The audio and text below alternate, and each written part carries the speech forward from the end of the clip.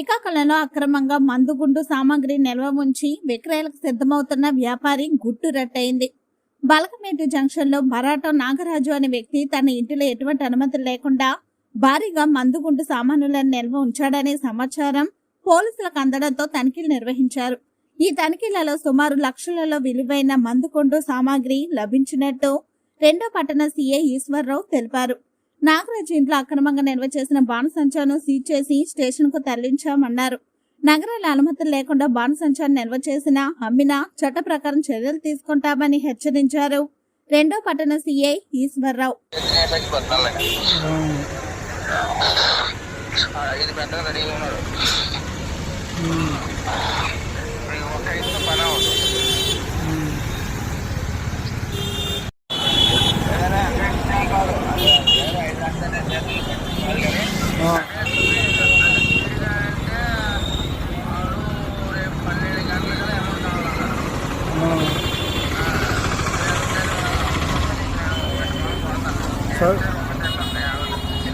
సరే సరేలే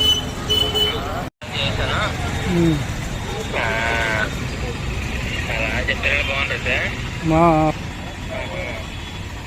అదే బయట